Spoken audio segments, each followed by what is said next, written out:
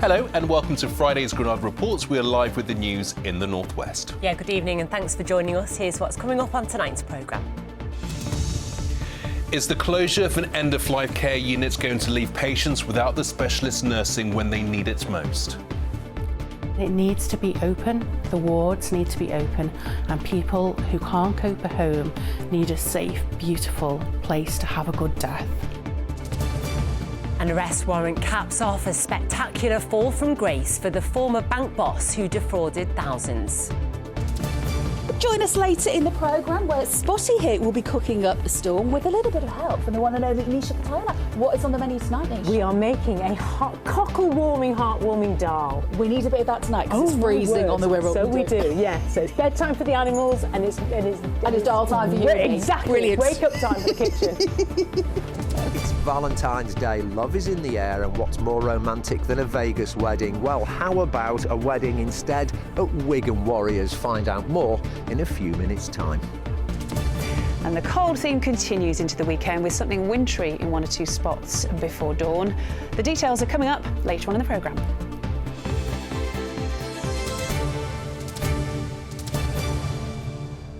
So please do stay with us. First, though, to those concerns about the provision of palliative care in Liverpool after the cancer charity Marie Curie confirmed it's reviewing the services provided at its hospice in the city.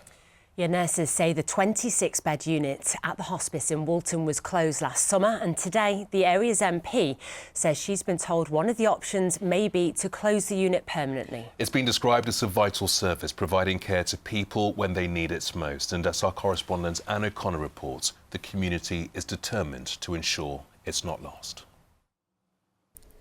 Claire Beloved is one of thousands thankful to Marie Curie for making their darkest days a little lighter. Beautiful Sandra Richardson, who's an incredible woman, and my wife. Her fellow artist wanted to die at their home in Toxteth, but changed her mind when the pain of secondary breast cancer became too much, moving on to the palliative care unit. Here, I think, for about 5 days now, and I'm just overwhelmed by the amount of kindness, love, care. Everything they're doing for me is amazing. The night before Sandra died, we were able to wheel her outside amid the flowers of the beautiful garden at Marie Curie, and she watched the sunset. And that would have never happened in a hospital corridor or at home. So it was, beautiful memories to carry us forward. In her last days, Sandra helped raise £25,000 to upgrade the staff room. But now there are no staff on the 26-bed inpatient unit, according to Lucy Williams, who worked as a nurse here. Now, an independent counsellor, her former colleagues have come to her saying the unit's been shut since last July. They were told because of staff shortages. She's organised a peaceful protest and is demanding answers from the charity. On Saturday, for the public to come along and show that they stand with the staff here from Marie Curie would mean a lot. The staff here are upset. They're fearful for their jobs and they're fearful for the community as well and future patients. Marie Curie did not want to be interviewed by us, but have issued a statement saying that no decision has been made about the long-term future of the inpatient unit here. It adds that it realises it's an incredibly unsettling time for staff and have thanked them for their resilience and flexibility. The charity went a little further in a meeting with the area's Labour MP, Maria Eagle, earlier today, saying that closure is one of the options for the unit. Ms Eagle says Marie Curie is in discussions with other hospices and the NHS body, which has a legal obligation to provide palliative care in the city.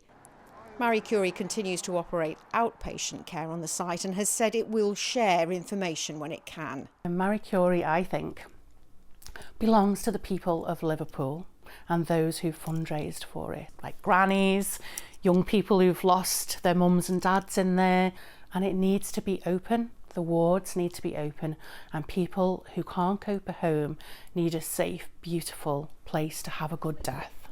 Anne O'Connor, ITV News, Liverpool. And we will, of course, keep you up to date with how that story develops. On to other news now, and the former Tameside Council leader, Jed Cooney, has been suspended by the Labour Party amid the WhatsApp scandal. The councillor says he was never a member of the WhatsApp group and has been suspended because he reported it to Labour officials. He is the latest in a string of suspensions following leaks from the chat that has rocked the party in Greater Manchester.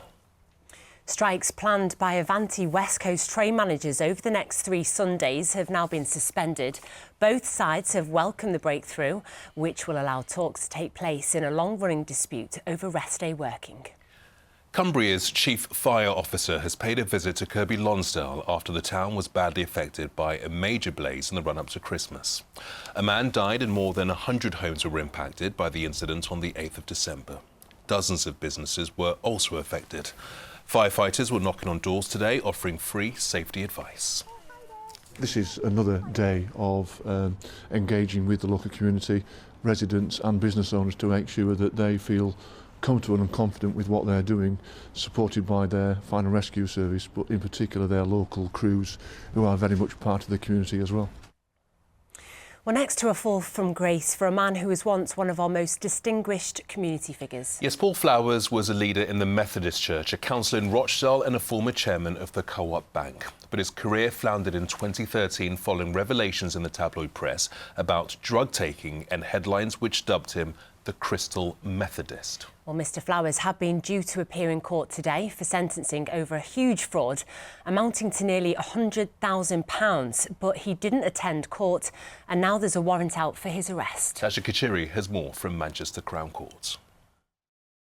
Paul Flowers, the 74-year-old former chairman of the Co-op Bank, is in trouble again tonight. A judge has issued a warrant for his arrest after he failed to show up at court for sentencing on a fraud case. Last July, Flowers admitted to stealing nearly £100,000 while managing the finances of a woman called Margaret Jarvis. This isn't the first time he's not turned up to court. He's previously stated that he had health issues as a reason for not attending in the past. The judge acknowledged Flowers' mental health struggles but hinted that this time jail time is almost certain because the fraud involved a vulnerable victim and went on for a long time. Flowers, who used to be a church minister, was nicknamed Crystal Methodist after being caught on camera buying drugs. He's also been fined for drug possession as well in the past. Before that, he was forced to step down from the Co-op Bank in 2013. Later, he was banned from working in finance because of inappropriate behaviour, including using a work phone for premium rate chat lines and discussing drugs in work emails. Tonight, police will be trying to find the 74-year-old so that they can bring him to justice. OK, still to come on our programme. High kicks and high drama as the first point scored in the new Super League season. And hopefully Valentine's Day has brought a warm glow because the weather's not doing too much to help us over the next couple of days. The cold theme continues. I'll have all the details in the forecast in a few minutes. And now here's Charlene with details of the evening news at 6:30. Coming up on the ITV Evening News, world leaders attend the Munich Security Conference. Top of the agenda, the future of Ukraine, while President Zelensky warns about trusting Putin. I think, Tuama, that he's preparing the war against NATO countries next year. Sweeping changes for baby formula rules that could help struggling families. And the secrets of ancient mummies through the power of smell. We'll reveal all. Join us for those stories and more from 6:30. Intriguing. Indeed. Now to one of our region's most inspirational women, the chef and restaurateur Nisha Katona. Yeah, Nisha's story is amazing. Just over a decade ago, she quit her job as a solicitor to set up the restaurant Mowgli, inspired by her Indian heritage in her hometown of Liverpool. And that career has blossomed. She's become one of the most popular chefs in the UK and is back this weekend with another show, co-starring this time with the delights of the Cheshire countryside. Let's take a look. I'm Nisha Katona. Over the years, I've been a barrister, a restaurateur, an entrepreneur, but always a food lover. Gorgeous. It's a real cockle warmer. It's fantastic. From my home kitchen in the Wirral, I'll show you how to cook simple, delicious dishes from all around the world. Here we go, now it gets exciting.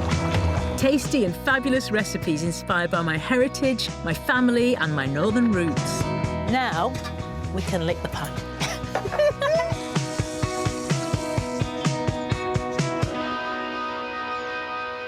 That's making me hungry. Delicious. That was Nisha's Home Kitchen, which is airing on Saturday mornings on ITV and sees Nisha whipping up some amazing dishes at her home in Wirral, along with some help from North West farmers, her family and also her friends. Yeah, Victoria Grimes, who has the best job of the day, is with Nisha now. Hey, Vicky. Come on, Bambi. Hello. Hello. I have got the best job of the day. Look, I've got 3 alpacas, Roo, Bambi, and this lovely birdie over here as well. And Nisha Katona. Hello. Could you want on a Friday night? Here you go, Bambi. You can have a little bit of that. You hear the horses kicking? To me now. And I can hear the horses kicking. Of course, Spotty's over here as well. I haven't even introduced Spotty yet. So it's dinner time, you see, at the farm. So the lights are... Hey, what is that, Spot? Are you on camera? He's a beauty, isn't he? Absolutely gorgeous. And all of these beautiful animals feature in your new show, Nisha. How did all this happen? Just a miracle, isn't it? Unbelievable. How did it happen? I had a meeting with one of the most amazing commissioners in the world, and she said, "What would be your dream?" And honestly, my dream is to cook in this setting, one ring hob and just dead simple food, surrounded by the things that I love. And she said yes, and I thought, oh God, please, I hope I don't let you down. And so, who knows? But it's on tomorrow. Well, Saturday, 11:40, Nisha Katona's Home Kitchen. So you see lots of him, and you see lots of my alpacas. Lots of the alpacas as well, who are all running off at the moment. I'm sure they'll be back in a minute. They will be back, if I shake the food. Yeah. They're waiting for the camera to focus back. Come on then, Birdie, here he comes. Look at him. Come on, Birdie. So you have got this amazing show then. This is a dream, doing it at home in Wirral, talking about all the amazing produce as well that Wirral has to offer. Oh gosh, what an amazing place. So it's Wirral, it's Merseyside, we've got North Wales. You know, this region has got some of the most amazing producers and the most amazing talent. I'm so passionate about the North West. I was born and raised here, and so to be able to do a full series just on the Northwest and all of our talent. I love this place so much. And so you'll see amazing sculptors, you'll see food producers, you know, fishmongers, butchers, all of that. So every episode has a bit of that. And I'm just cooking with what's grown like 4 miles away. Well, what are you cooking up for us tonight? I want to show you the most simple cockle warmer. This is dal, fried lentils in a pan, a little bit of vegetable. You can see how low fat this is. We go in with red lentils. We go in with half a tin of tomatoes. We go in with water. So this is literally just bung it all in the pan, honestly, isn't it? That's what I love about you and your cooking. It's just bung it in and it all just works. A bit lazy. I have not time for messing around. And then into this, you're going to put a little bit of salt and sugar. Yeah. And at the end, a bit of lemon. But what you're going to do is simmer that. Honestly, is that sugar? Did you say a little bit? I like a little bit of sugar, my doll. Wherever you cook with tomatoes, a little bit of sugar. He likes sugar too. And then you simmer that, and in 15 minutes you get the most hearty, economic, delicious, gorgeous umami lentil thing. And lentils are very much underrated. So we're going to come back very, very shortly and see how the lentils are doing. No doubt Spotty and Roo and the gang will all be here to join us as well, Nisha. They don't look like they're going anywhere, do they? They're tucking in here. So let's get this on. Fantastic. And we'll see you after sport. Thanks, Vicky. Thanks, Nisha. It looks amazing, doesn't it? Those alpacas were very, very well behaved. That could have gone horribly wrong, couldn't it? Well, they went for the doll. Anyway, time now for sport. And Arnie Slot is charged after his red card at the Merseyside derby, Mike. Yeah, that's right. Tempers flared, didn't they, at the end of that last ever Merseyside derby at Goodison Park on Wednesday this evening. Liverpool's manager Arne Slot has been charged by the Football Association with being abusive to match officials. Both clubs have also been charged with their players behaving in an improper way following the final whistle. Speaking earlier today, Slot admitted emotions got the better of him after Everton snatched that dramatic 2-2 draw in the 98th minute, which triggered those rather ugly scenes. He has until Wednesday to respond to this evening's charge. I think what happened was that the extra time, intentional 5 minutes that were ended up being 8, there happened a lot, and the emotions got the better of me. And if I could do that differently, if I look back at it, I would love to do it differently. I'm hoping to do differently next time as well. And I actually feel a bit for Arnie Slot, because this is the sort of thing which, when I was a younger manager, I was always getting involved in heated things. So, and it also tells me a little bit that he cares a lot about his club and he's fighting for his players. So, you know, everybody has to do what they do, and he was doing that for his team. The football world has been paying its respects today at the funeral of Manchester City legend Tony Book. The club's former captain was affectionately known as Skip and was one of the most important figures in City's history. Former players including Mike Summerby, Brian Kidd and Peter Reid were among those at the service. Book made more than 300 appearances for City, winning the league title, the FA Cup, League Cup and European Cup Winners' Cup, and went on to win silverware as City's manager too. He died last month at the age of 90. Next to a dramatic opening night in Rugby Super League as Lee Leopards beat reigning champions Wigan Warriors in Golden Point extra time. A little bit of the Liverpool-Everton sort of atmosphere, sort of wanting desperately to win. You know, that we've wanted to achieve that as a goal at some point on a promotion. So we achieved that last night, and I think that's why there was probably a little bit more celebration than probably needed. But you know, it's one where we've worked really hard to achieve, and we've done that now in round one. But that is Wigan and Lee with their seasons underway, but that still leaves 3 more North West clubs. On Sunday, Warrington Wolves travel to Huddersfield, while tomorrow St Helens take on Salford Red Devils. Chris Hall has been catching up with all 3 clubs ahead of the big kick-off.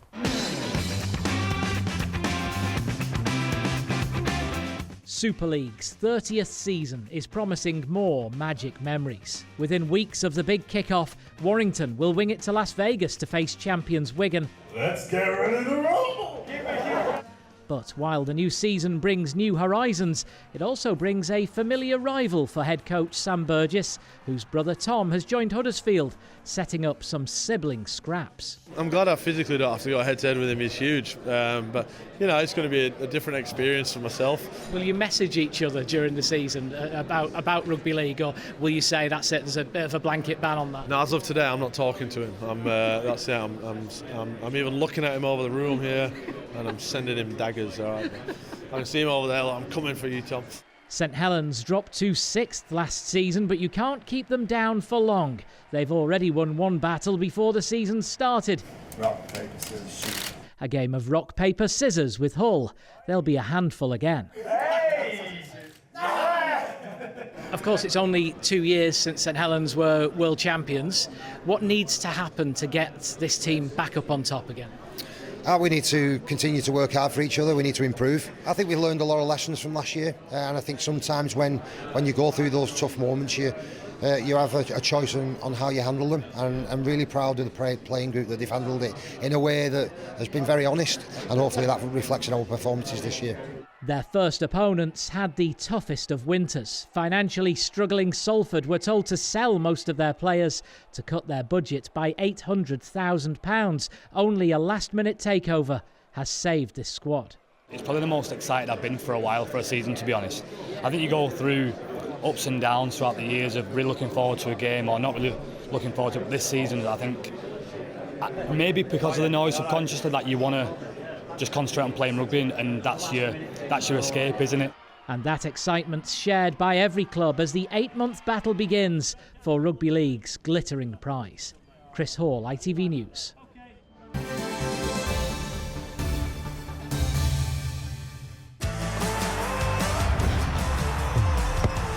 Getting that winning feeling. FOW, sponsors of the Granada Sport Report. Excellent. We're back to Wigan because it's Valentine's Day, a day when many of us celebrate love and our loved ones, and it's also, for the well-organised, the most romantic day to exchange or renew wedding vows. Well, how is this for romance? For the rugby league fans among us, that is. Supporters of Wigan were invited to a special Las Wigan Chapel outside the Brick Community Stadium, where celebrity celebrants was on hand to help people declare their love for each other. And who better to have there than Tim Scott? A ceremony with a difference. This was a dress rehearsal for Sharon and John's wedding in Vegas next month. It was held at a special chapel at Wigan Warriors Stadium, and officiating today was none other than the legendary boxing announcer Michael Buffer. The officiant is ready. The couple is ready. Sharon and John's marriage in Vegas will form part of their trip to see Wigan Warriors play Warrington Wolves there, the first time a Rugby Super League game's been played in the States. Today in Wigan was just a bit of fun for the happy couple. What was it like in there for you today? A bit nervous this morning, but once we got going, it was good humoured. Brilliant. Yeah. And we've got Michael over from the States. Did he officiate? He did, yeah, it was brilliant. Was he shouty? No, he wasn't. He was brilliant. He was really, really good. Really nice man. You were at the game here last night. What did you make of it all? It was the first 0-0 in something like 30 years. Very exciting, and not just exciting, the defense. Obviously, the score speaks for itself out there. A lot of body slam going on. We know there's a big game coming up for Warrington and Wigan fans in Vegas next month. What can the British fans expect of the Vegas experience? I think they're going to see 50,000 people turn out for that game. It's a great stadium. It's because it is Las Vegas. A lot of people, they could be from the UK, they could be from San Francisco, whatever. They'll say, hey, let's go to Vegas and see a great game. The Wigan-Warrington game takes place in Vegas on the 1st of March. Michael will be there. And like the ceremony earlier, it'll be a marriage made in heaven. Or is that Wigan? Tim Scott, ITV News. Oh, congratulations to the happy couple. Wishing you many happy years ahead. Absolutely, certainly more romantic than my hubs who bought me a bin for Valentine's Day. Tells you all you need to know about Walderman. OK, finally tonight, as promised, it's time to go back to the Wirral, where Victoria Grimes is with the star chef Nisha Katona. Yeah, Nisha's new show is shining a light on the amazing community of foodies that's right here in the northwest, isn't it, Vicky? Oh, any ideas how to make them turn round? Hello! Oh, Gruffalo! That's better. Oh, I was hoping to get the face in, but I almost got the bottom of my face instead. Hello, Gruffalo! You're another one of Nisha's mates, aren't you? Nisha, how many goats have you got? 4 pygmy goats. He's a total tyrant, is Gruffalo. So he's the bully. You know, you've always got one billy goat gruff. Yeah. This one is an angel. Oh, look at that. You are so brave. Sushi. This is Sushi. Up here. That's Gruffalo. Oh, my goodness. These guys are just so Michael. lovely. And Michael. Michael. Like my daddy, Michael. Yeah. Oh. Michael. He's full of personality, this one. No, they're not going to try and nick our dal, are they? They're totally going to try. But apparently, I googled it and they can have dal. They can have dal. But I still wouldn't risk it because they are honestly such flaky animals. They're not having my dal because I want to eat it because it's absolutely delicious. Let's have a little quick taste. And this was so easy to make. Did you see that? That was really warmed me up.